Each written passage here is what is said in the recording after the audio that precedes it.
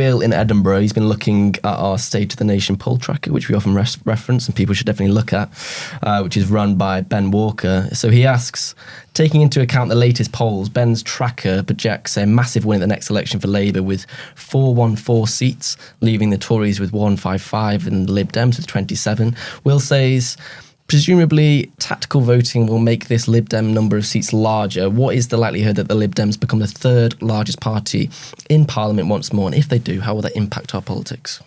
This is a good question, because if Ben were here, he would tell us that his model doesn't yet factor in tactical voting. So that's voters who otherwise would vote Labour in certain constituencies who will lend their votes to the Lib Dems to try and oust the Tories or get a smaller Tory showing in Parliament. So it means that actually the number of Lib Dem seats is perhaps underestimated in the model that he's got at the moment. And I think that's what our questioner is picking up on. Yeah, completely. And we saw that tactical voting was very prevalent in the by-elections last week. We saw the Lib Dems take Somerton and Frome very convincingly, and the Labour vote collapsed because all those people went across to support the Lib Dems. They came fifth, didn't they? Completely collapsed. I think did they lose their deposit? They did, yeah. So clearly that message got through, don't bother voting Labour here. Very effective. Yeah. Similar thing happened in Selby. The Lib Dem vote collapsed and Labour overturned a massive Conservative majority. Yeah. So that will give both parties, I think, some hope that tactical voting will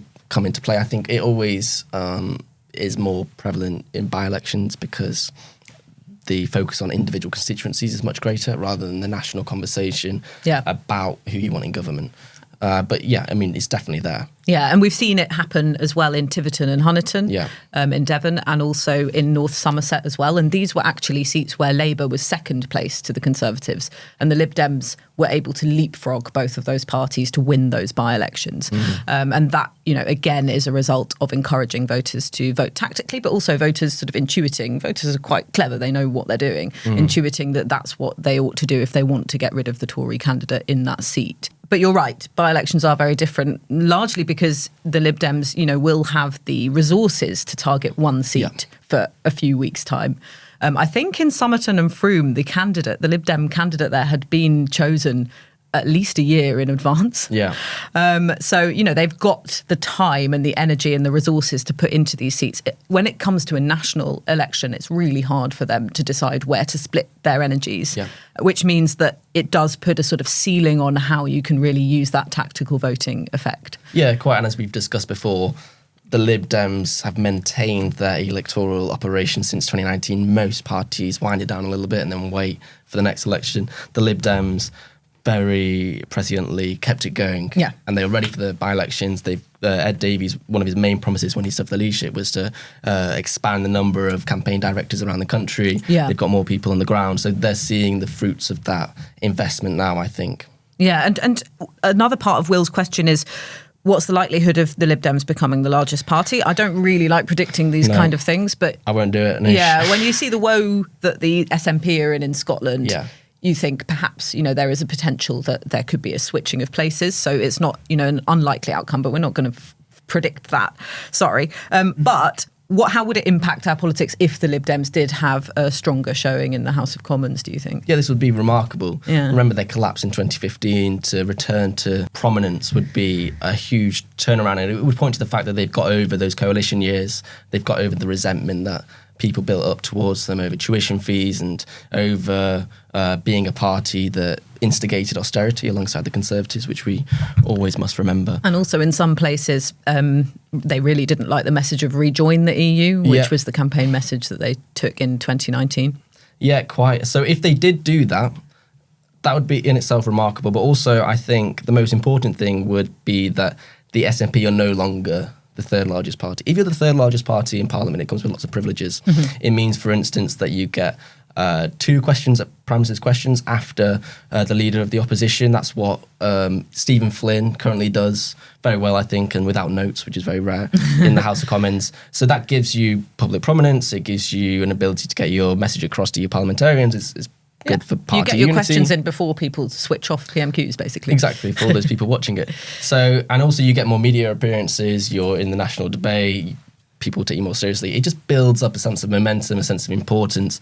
If the SNP don't have that, given the problems they've had in the past year, it'd be a massive blow. They will lose one of their key platforms. So they've got the Holyrood platform, they've also got the Westminster one. If they lose that, I think that would be a massive blow to their campaign to get Westminster to listen to their calls for a second referendum. Yes, and it also means that it will affect how they can campaign for the Holyrood elections after the next general election, because they will just have, like you say, less prominence, less visibility in the House of Commons, which means that it's all too easy for a lot of national journalists to ignore those parties that sort of come down lower in the pecking order. So it will be a really big deal for them. Yeah, and their message is always, we'll represent you in Westminster, we'll be Scotland's voice. Yeah. Well, if they don't have a sufficient number of MPs, they won't be able to do that at all. And how about having more Lib Dems in the House of Commons in general? I mean, would it have an impact? It's very difficult to answer this question because you don't know what kind of government's going to be in next time. But say that the national polls are correct and it's a Labour majority, how much of an impact would it be if they've got a bigger group of Lib Dem MPs that they have to contend with when trying to get votes through? Yeah, I think it depends on the size of that majority. Yeah. If it's very large, it won't concern them very much. Remember, before 97, there was lots of talk between the Lib Dems and Labour. Yeah. Blair was reaching out to see whether they'd be interested in a coalition because they weren't confident they would get the majority that they did. So if that happens, if they don't get a strong majority, then Lib Dems will have a greater say in what the government does. I think it's interesting how shallow Lib Dem policy is at the moment. There's not that much there. It's much more focused on individual issues. They think they can drive a wedge between themselves and Conservatives and themselves and Labour. So you saw their mortgage guarantee scheme, yes. I think it was. Yeah. That was specifically designed to help them in the sort of blue wall areas in the south and target those Conservative seats. Okay, fine. They didn't really explain why they should be propping up mortgage holders over renters, or they didn't really want to get into that debate. It was just quite a functional policy, functional retail policy. It's absolutely fine. But I'm not sure we yet know what the Lib Dem party stands for in relation to what the Labour do. It's all quite ambiguous.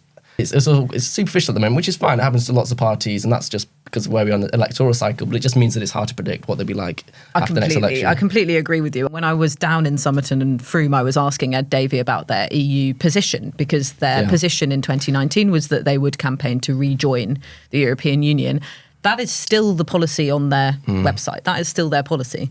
But he was prevaricating. He was saying, we live in the real world, so we accept that that's not quite likely to happen anytime soon, and blah, blah, blah. And, you do need a position on that, I think, because in many of their former West Country heartlands, which voted quite heavily for Brexit, I think they will want to know that, even though it's not the sort of big policy of the day. It did come up when I was speaking to voters there, and I do think it's the perfect symbol of exactly what you were saying, that their policies aren't necessarily ironed out. Yeah. But they don't have to be at this stage. Yeah, and then just on the EU question, let's cast our minds ahead to beyond the next election. There's talk about the following election, let's call it 2030, whatever it is. The EU question has returned. Labour don't yet want to argue for rejoining the single market. Perhaps they do, perhaps they don't. But maybe there's a big opening there for the Lib Dems to come through and reclaim the European mantle. That would be interesting to see. Yeah. Thanks so much for watching. We'd love to know what you think. Please make sure you leave your comments below. And if you enjoyed watching this podcast, you can watch more of our videos on our YouTube channel. And don't forget to like and subscribe.